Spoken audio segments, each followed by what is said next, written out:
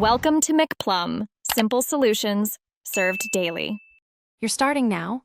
Open the iPhone calculator and get the number visible. Once the digits are on screen, position your thumb near the right side of the display where recent digits appear. Make sure you did not switch to scientific mode.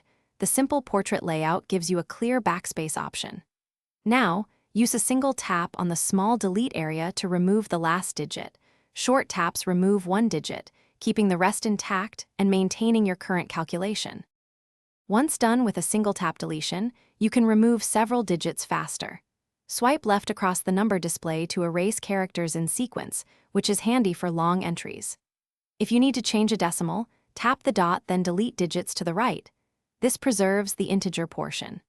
Make sure not to press clear unless you intend to reset the whole entry, because clear wipes the entire number and any pending operation.